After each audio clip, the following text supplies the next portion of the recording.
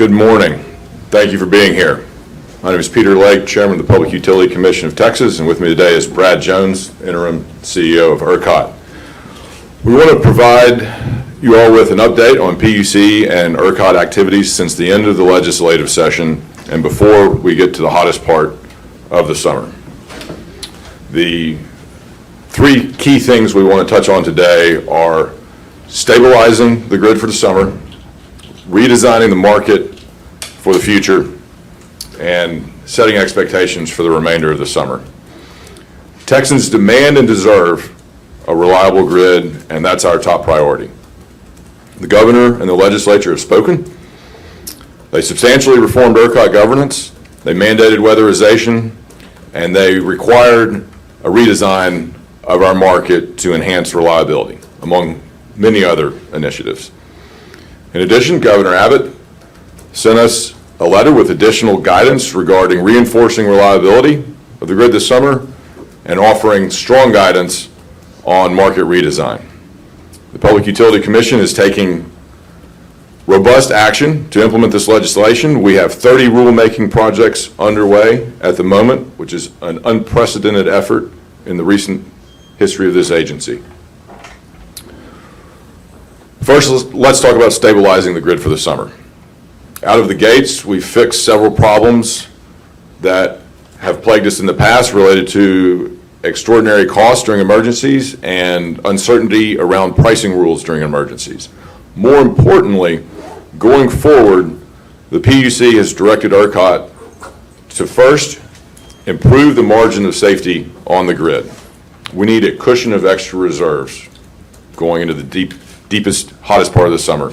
And second, we've directed ERCOT to operate with an abundance of caution. We have no room for error, and we've asked ERCOT to manage the grid accordingly. Brad can share how he's implementing those policy directives. Thank you, Chairman.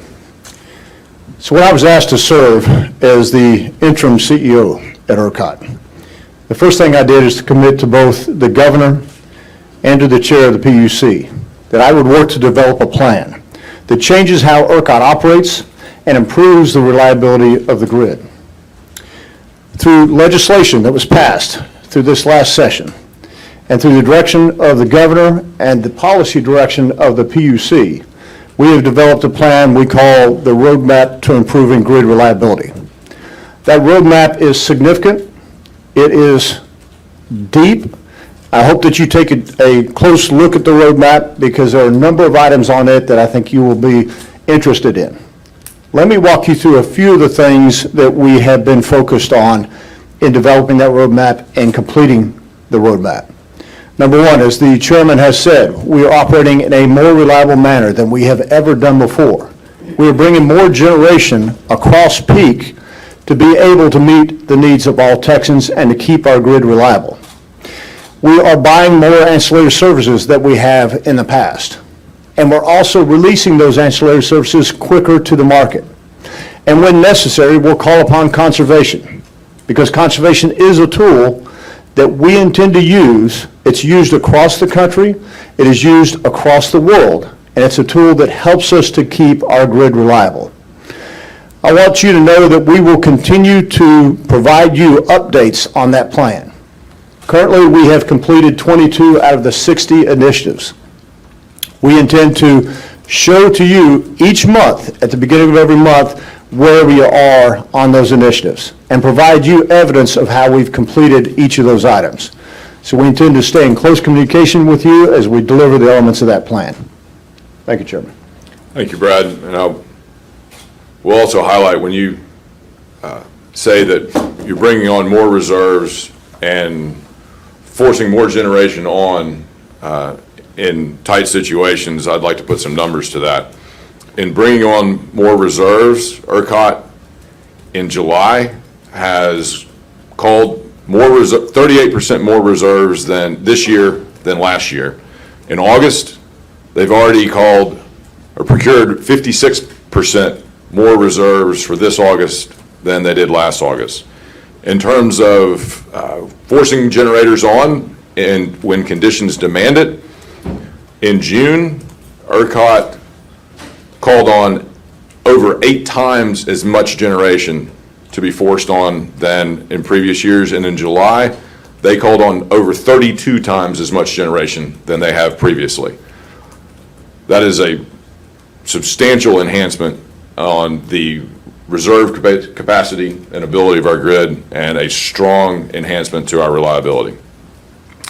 Also want to highlight that those operational changes are happening now, and they will enhance reliability for Texas this summer. Looking ahead, we have been tasked with redesigning the ERCOT market for the future. Historically, our market has focused on affordability first, reliability second, but now reliability is first. Several decades ago, our market was designed before intermittent renewables were so prevalent. They're a beneficial part of our generation fleet, but they have outpaced our market design, and we must take that new reality into account when we design our new market for the future. In redesigning the ERCOT market, we're working off of 2 guiding principles. First, reliability. Second, accountability. We want our market to pay for reliable electricity in any form: thermal dispatchable, renewable with battery, fuel storage on site, etc. There is a myriad of possibilities, but the emphasis is on providing economic incentives for reliable electricity. Second, accountability. Our market needs to provide economic incentives for generators who commit to showing up at a certain time and actually show up. Our focus will be on reliability and accountability. What does this look like in practice? We don't know yet. There are a myriad of possibilities in changing how generators are paid for producing electricity in Texas, to adding new financial products that reward reliability, to allocating costs differently. And because there is such a wide range of possibilities, that's why we're working with so many stakeholders across the industry, across our consumer interest groups, to make sure that we hear all voices and take into account a wide range of perspectives in redesigning this market. Finally, I'd like to discuss the expectations for the remainder of the summer. We are embarking on once-in-a-generation reforms, and that takes time. But the weather won't wait, so we need to be ready. We have more people in Texas than ever. That means higher demand for electricity than ever. We're expecting to set new records in coming weeks. Brad, can you speak to the expectations as we move into August? Good, thank you. Just next week, we expect to have extremely high heat in the area, as well as a high load expectation. Our load expectation could reach all-time highs for ERCOT. We're projecting somewhere around 74,000 megawatt hours. The current record is 74,820. So we're getting very close to our all-time record. As it stands today, looking at our conditions and what we expect to have next week, we expect to have a sufficient amount of generation to serve all Texans. Thank you, Brad.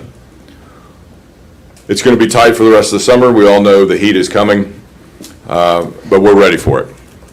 In the meantime, we'll be redesigning the ERCOT market for the future so that Texas has a grid that reliably delivers affordable power. Overall, we're in a good position. We have clear direction and a strong mandate from the legislature and the governor. We have the tools we need to do the job, and we've got the support of stakeholders and industry participants across the board. Thank you. I'm happy to take questions at this time. Chairman, As we discussed real quick, so as we discussed, we'll start here with questions in the room, and then we'll go to our media joining us by phone. So Don, if you want to get those folks queued up, give them any quick instructions you need to, then we'll start here in the room. Certainly. Ladies and gentlemen, if you wish to ask a question, please press 1 then 0 on your telephone keypad. If you're using a speakerphone, please pick up the handset before pressing the numbers. Again, it'll be 1 then 0. Thank you, Don. So Rudy, we'll start with you and then just work our way across the room if that's okay. Chairman, you said that you're not quite sure how this new animal is going to look like, but what is your vision for this new animal? In terms of the market redesign, Yes, sir.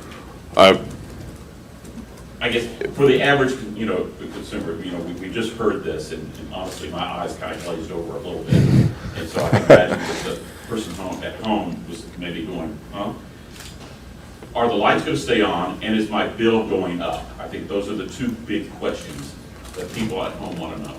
The lights are going to stay on, and your bill should not change. Our goal is to reallocate the payments that are currently being made to the most reliable source of power. We don't want to raise costs, and we don't expect that we will raise costs. We're just shifting the payments to the generators that provide the most reliable electricity in the most accountable manner possible. And as a follow-up, Director, you mentioned that we are entering August. It's going to be bad. It's going to be hot, but you're making a commitment right now. We're not going to get these alerts saying conserve your power, or could that still happen? So as I said, we believe next week looks good. Based on all of our expectations, all of our forecasts, we believe we have plenty of generation to meet the needs of Texans. But going back to conservation, I believe that conservation is a tool that we need to keep in our toolbox. Conservation is a tool that allows us to talk to every Texan and have Texans help each other to keep the grid reliable. So when we need conservation, I intend to continue to use it as part of our conservative toolbox. But don't panic if you get that notice. Please do not panic. It is something that is used across the country, across the world. In June, when we issued our notice for conservation, at the same time where there were conservation alerts on the West Coast, there were conservation alerts or requests on the East Coast, and there was a conservation alert in Chicago. So at the exact same time we issued it, there were alerts throughout the country for the very same reason, in order to help the grid manager to keep the grid reliable. And when you say don't panic, it's the opposite. Conservation for electricity is about the little things. For a few hours at a time, it's a simple thermostat change. It's waiting to run your dishwasher and your washing machine overnight instead of when you get home from work at 5 o'clock. It's closing your shades and blinds. It's the little things for a few hours, maybe a few days at a time. And very much like Texas treats water conservation. Cities and water providers across the state have summer restrictions on lawn watering or washing your car. It's not much different than that. Do you understand the reaction that people had when we got that conservation notice just on the heels of a major crisis? Absolutely, and that's on us to communicate that better and communicate what that really means. And that's part of why we're here today, to make sure people understand that it's the opposite of panic. It's a few things for a few hours here and there. It's no different than changing your lawn watering schedule when it gets to be a hot summer. Anybody coming across here? Jeremy?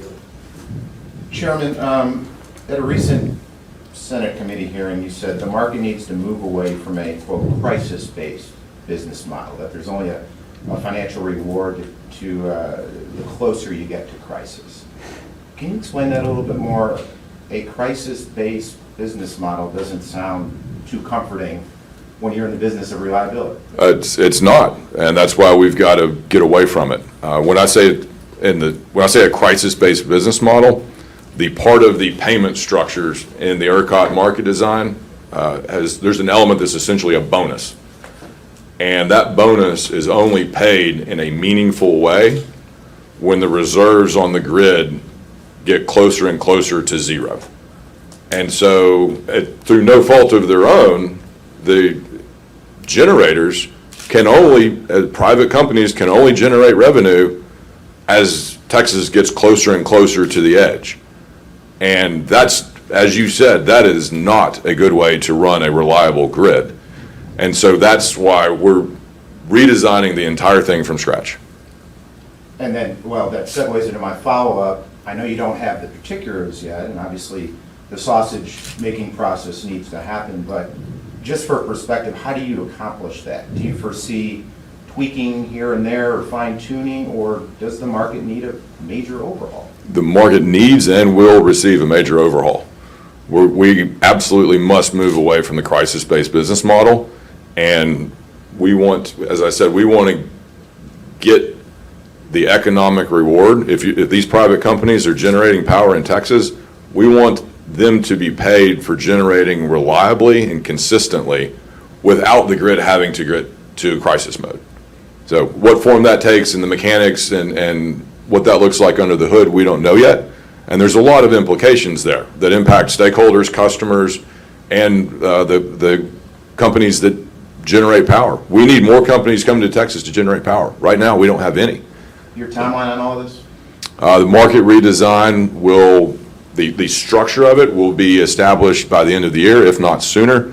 Depending on which mechanism and gears need to be turned, the implementation could take longer, but also wouldn't rule out a phased implementation. And Mr. Jones, if I may, in your 60-point roadmap that you mentioned, one of the points concerns transmission congestion, particularly in the Valley. The Valley Export, as I understand it, is rated to carry about 6,000 megawatts, but at times that line is constrained down to 650 or so. Why does ERCOT limit the amount of power that can flow on these lines so much? So in answer to your question, it is fairly complex, but I'll keep it very simple. We have to manage all of the transmission lines to make sure that we're not overloading any line. So in the Valley, what we have is a situation where there's local generation that helps support the need to serve load. But if that local generation is not available, if it has an outage for some reason, we may have to constrain the power flows across those lines, simply similar to if you hook too many Christmas lights together, you're going to have a problem. You'll blow a fuse eventually. So we have to make sure that we're not overloading those lines. And in a situation, as I said, where we have generation out, possibly it could be for a drought condition in the area. They aren't able to produce what we would like them to produce. We end up in a less than reliable situation. So my focus has been, and this has really existed for 15 years because the Valley has grown so fast over that time. We continue to be behind the curve on building transmission in that area. So my team and I have been talking with the leadership of the commission. We've also been talking with the leadership of each of the transmission providers in that area to develop a plan for improving reliability both into and out of the Valley. And if I may follow up, not only in the Valley, but any place behind one of these GTC general constraints, there's a lot more generation coming on, particularly renewables. And so I love that you use generic transmission constraint. I didn't expect to hear that today. But yes, you're exactly So right. my question is, as more wind, as more solar gets built and is built rather quickly, can ERCOT keep up? Can it play catch up? Or is congestion going to get worse before it gets better? So that's our goal, is to stay ahead of it.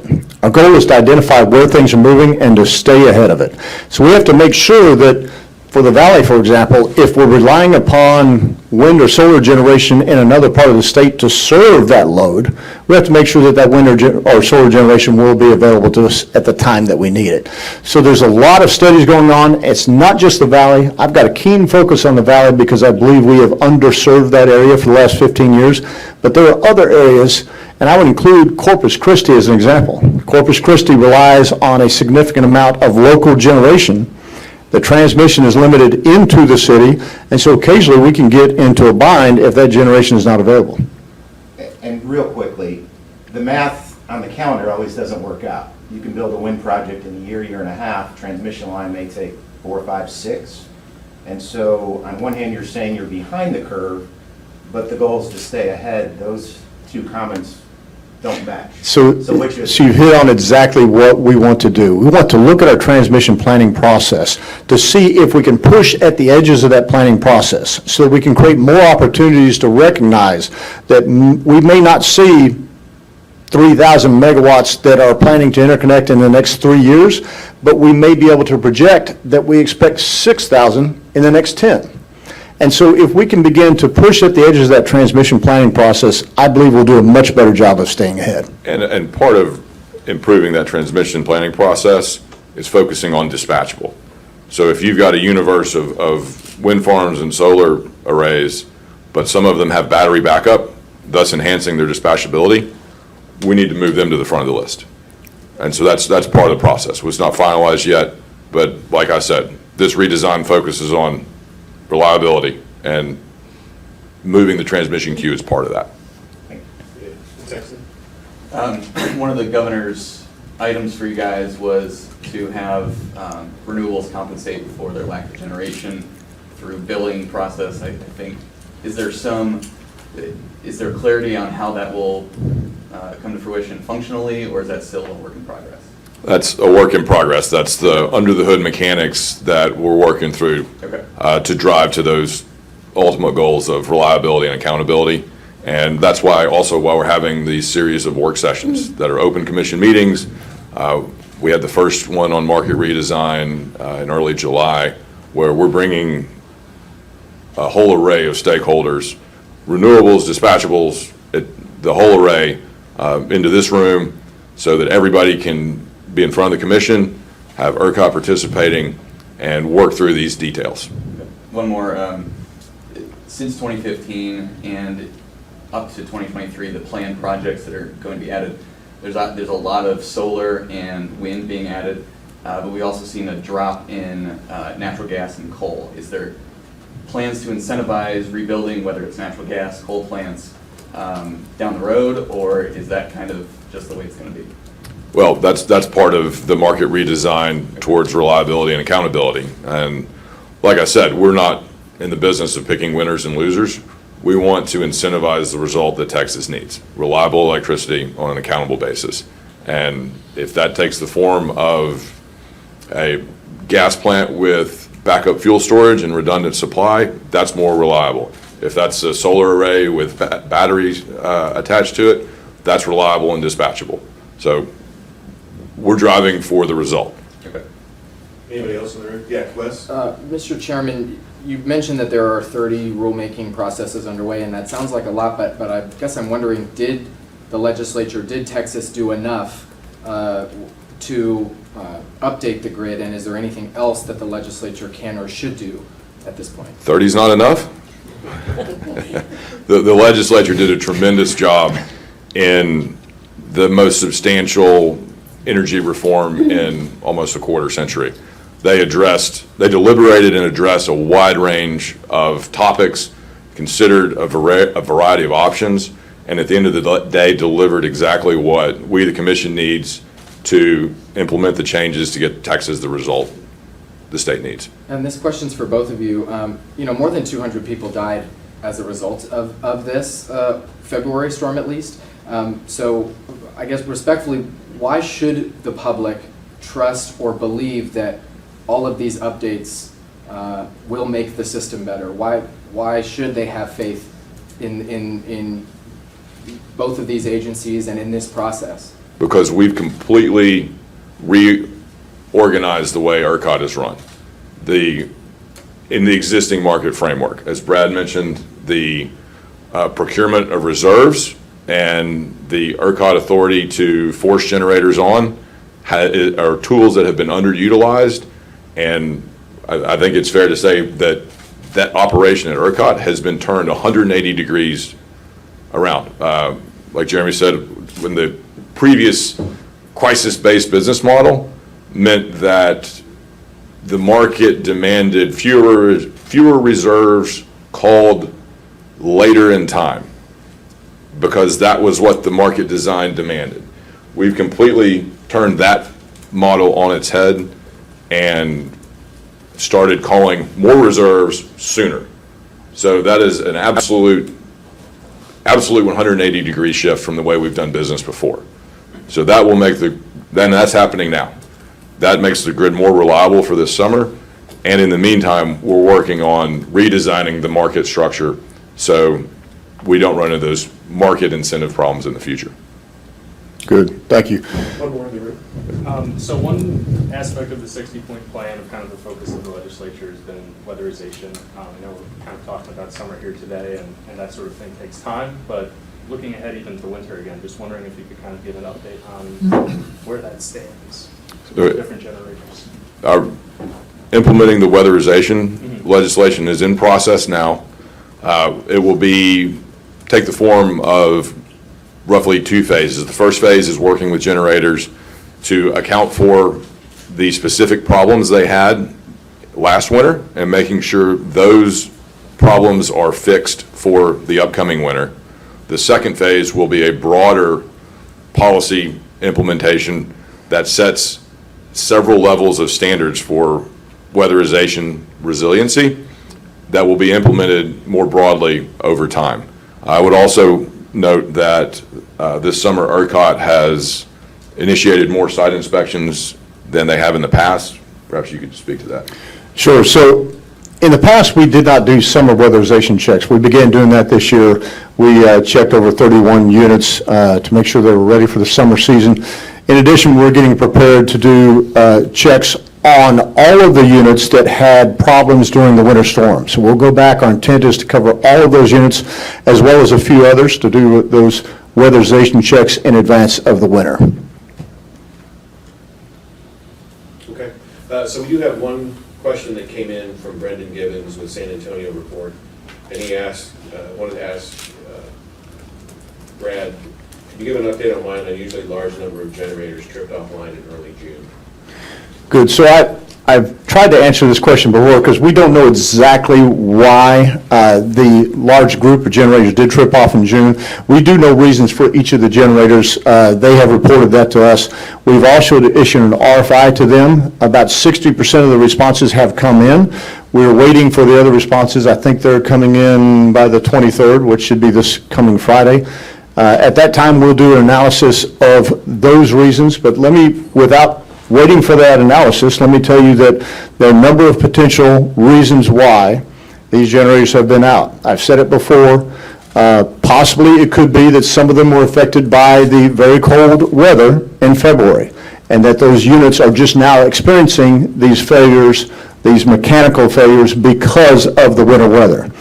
Part of the reason could be that we have less time available today for these generators to take outages and to do regular repairs.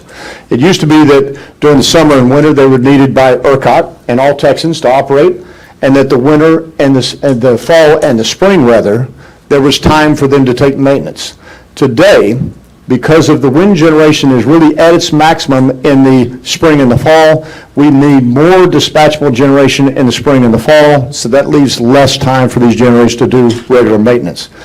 Number three, and I believe this is a part of it, is that we currently in our market aren't providing the adequate level of revenues for many generators to do the maintenance that they should be doing. So there are many older units in the system that perhaps aren't getting the maintenance dollars because our market has been so efficient that it's difficult for some of those generators to allocate the funds to keep those units operating. Those are the three options that I've seen so far. We'll be looking into that as we get this information. We'll get back to each of you. So now we'd like to go ahead and go to our media joining us by phone. So Don, if you could go ahead and bring in the first caller. Certainly. First, we're going to the line of Lori Brown from Fox 4 Dallas. Please go ahead. Yes, I heard you say in response to a question earlier that the increased reliability is not going to cost consumers more. That sounds a little too good to be true. A lot of experts have said more money needs to be invested in the grid to make it more reliable. So how will ERCOT increase reliability with no additional cost to consumers? Sorry, I want to clarify that. I said when asked about the future market redesign, we don't anticipate redesigning the market to increased costs. We want to reallocate the economics as they exist now to move the revenues companies receive to generators that are more dispatchable. As for the increased reliability this summer, those certainly come with increased costs. All in, the dollars spent so far this summer for the dramatic increases in both reserves and generators forced into service total less than $2 per person across all participants, members of or citizens within ERCOT.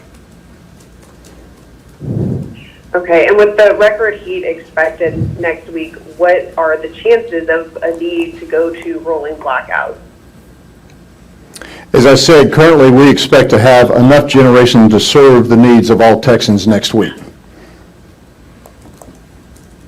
Okay, thank you. Don, next question, please. Thank you. And next, we're going to the line of James Downing, Power Markets Today. Yeah, my question is the capacity market on the table now? That was not addressed in legislation that came out of the 87th legislature, so that is not contemplated at this time. And I have another one too. Alex from Silverstein has written about how there's a lot of, one of the issues this winter and generally is that a lot of the housing in Texas has really poor installation and that leads to a lot of inefficiencies. Do you see any effort for improving that situation at all, for, maybe funding some retrofits to make housing more efficient? That's outside the scope of the legislation that was passed this session and would be a broader policy topic that a future legislature would probably take up. Thank you. Okay, thank you. Don, next question? Thank you. And once again, if you have a question, please press 10. Next, we're going to the line of Mitchell Berman, the Texas Tribune. Please go ahead.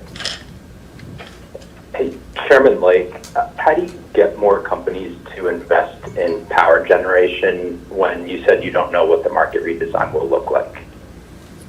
Well, we're engaging with those stakeholders to find out what they need so we can redesign the market to provide them exactly those incentives. We don't have a hard or fast number and don't know the structure yet, but that's why we're running such a wide-reaching and transparent process to make sure our new market design encompasses the economics those companies need.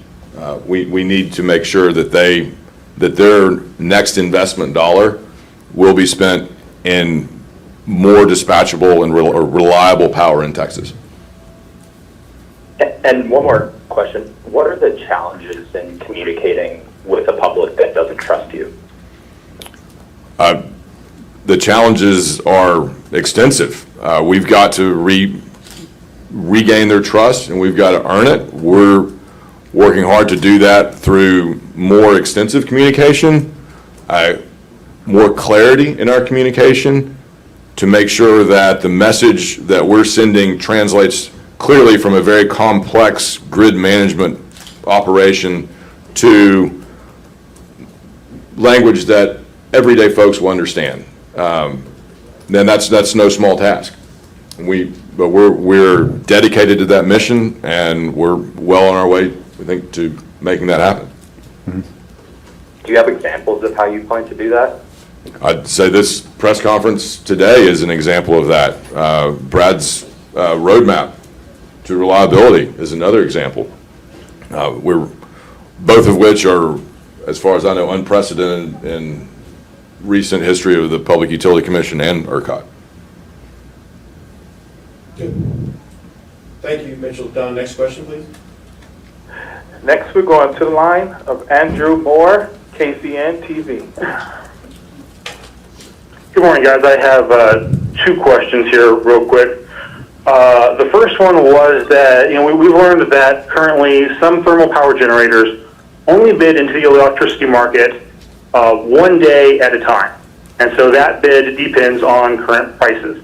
And so you had previously asked ERCOT why they don't schedule thermal generation several days out. It looks like they can't because there are these power generators only scheduling 1 day at a time. So would it be possible to change this so that some power generators bid 3 days at a time, but maybe they would get a capacity payment to cover certain costs over those 3 days so they don't risk losing money? We're evaluating any and all options within the scope of the legislation we were given. There's a variety, as I mentioned, there's a variety of mechanisms that we can use to incentivize reliability and accountability. Good. I really have nothing to add to that, Chairman. I would just say that is well down into the details of the type of market design changes we have to look at.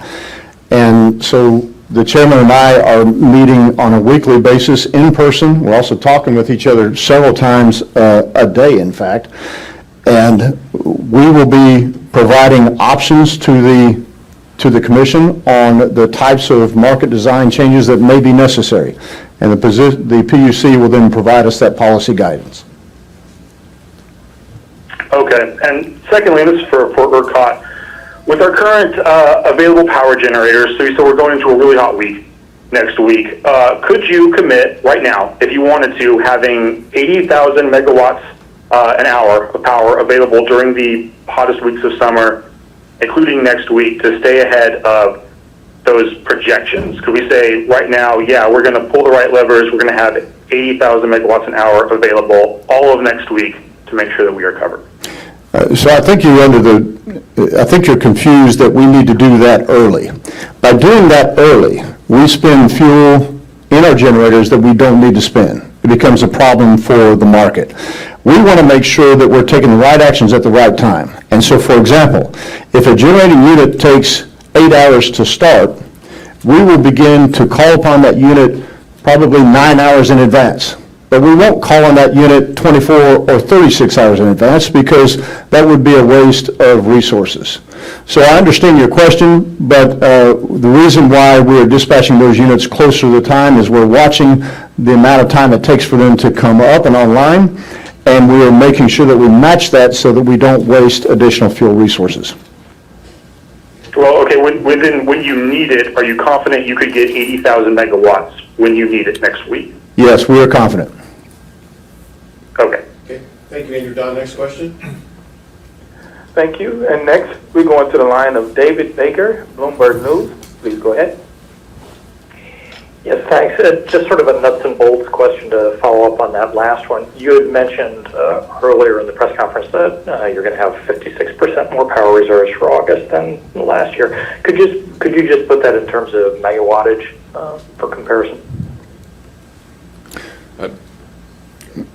So I'll give you some numbers to work off of. So in the past, we have operated with roughly about 5,000 megawatts across the peak. This is 5,000 megawatts that are not committed to serving energy in the market. So there are 5,000 of additional reserve megawatts. So where we operate in the past, we began operating in early June with 6,500 megawatts across peak. In addition to setting that minimum amount of generation that we will operate to, we have also purchased an additional 1,500 megawatts of ancillary services in the form of what we call non-spin, and we are purchasing 500 megawatts of additional ancillary services in a separate category called responsive reserves. So all total, we're bringing 2,000 megawatts on in our ancillary service categories, as well as making sure that we have 6,500 across those peak times. One last thing I would say is that we are also making sure now that we can release those ancillary services to the market quicker. In the past, we had to, by rule, we had to hold on to those longer. Now we'll be releasing those to the market quicker to maintain reliability. I'll also make an important note that previously, ancillary service, the amount of ancillary services set to be procured on a certain date was set a year in advance. Mm-hmm. And when we say we're doing business differently, that process has been changed so that now ancillary services are the amount of reserves being procured is set not only based on the historic anticipated need, but also on real-time conditions. Good, thank you, Chairman. One of the changes that we've made is when we see uncertain weather conditions in the grid, and let me give you an example. A few Mondays ago, we expected a weather front to come through Dallas. That weather front was expected to rain about 3 o'clock in the afternoon.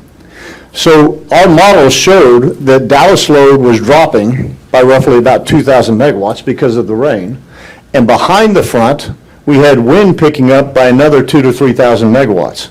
So a 5,000 megawatt delta in our forecast. If we had failed, and in fact we were exactly right on our forecast, but if we had failed and even by 2 hours had missed when that front came through Dallas, that front would have still been to the west of Dallas. It would have been hot in Dallas, so higher load in the Dallas area. The wind would have been less out west because the front had not cleared the western part of our state. That 5,000 megawatt difference could have had a significant impact on us. So when we see uncertain weather conditions that can change our forecast dramatically, as I've expressed to you, we will be buying even more ancillary services than what we're currently doing. So we'll go to the market, we'll pull in up to 1,500 megawatts of additional ancillary services. The bottom line is we're doing business differently. Margin of safety, an abundance of caution, and for the first time ever, ERCOT is taking into account real-time conditions in establishing the amount of reserves we need going into each and every day. Okay. Don, next question, please. Thank you. And next, we go into the line of Adela Utita from CBS Austin. Yeah, good morning, everyone. My question to you, sorry, I'm outside. You talked earlier during the press conference about weatherization. I want to know when weatherization will be complete. If everyday Texans next winter would be able to say, I can depend on my grid. And what about the natural gas plants that lost power during the February blackout? As for weatherization, the first phase that I referenced earlier will be completed by this winter. The second phase will be implemented starting this fall and going throughout the next 12 months. As for natural gas, I'd have to refer you to, the efforts we're working with the Railroad Commission on to map critical infrastructure and natural gas, but as for the broader natural gas conversation, I'd have to refer you to the Railroad Commission. Right, correct, but I'm asking not necessarily about the plants themselves, but them being designated as critical infrastructure. I understand some of them lost power during the blackout because they weren't designated as such. That's correct. That, at the transmission and distribution level, that critical infrastructure designation is being corrected as we speak. Yes, sir. Thoughts on that? Yeah, so first of all, the PUC is starting, I believe, today, perhaps. No, I think it's next week, the 26th. The PUC is starting a poles and wires discussion. In that discussion will be part of this discussion associated with critical infrastructure, making sure that that is signed up as critical for each of the wires companies. In addition to that effort, though, there were some loads that were participating. I mean, by loads, I mean, for example, there were some gas facilities that were participating in our emergency responsive service, which means that they had participated and they received payments for their willingness to shut off. We found out later that some of those loads were actually critical for gas supply. And so now, just on this last Monday, we have offered up a rule change to the market that will require every load participating in both our ERS, which is Emergency Responsive Service, and our Load Responsive Service, both categories, we will require that load to attest to us that they are not a critical service load. Okay, thank you. Don, next question, please. Thank you. And next, we go on to the line of Vince Sims, NBC 5, Dallas-Fort Worth. Yes, good morning. I think earlier you did talk about the summer spot checks that you were doing in regards to that and gave some information. If you could again say for us what these summer spot checks were looking at, how many of these you did, and what was found through this. Were there any issues or any of the plants down through this? So throughout the more than 31 units that we inspected, we reviewed their plans for summer preparedness, and we also were able to translate best practices that we have learned from other facilities. So we were able to communicate with them to review that they've met their own emergency operation plans as well as improve those plans overall. Good. Don, can you give us the next question, please? And also, Don, can you tell us how many more callers are in queue? That was the final question in queue. No. Wonderful. Well, that concludes our broadcast day. So I want to thank everybody for being here, and I want to thank you both for the time, and have a lovely day. This concludes our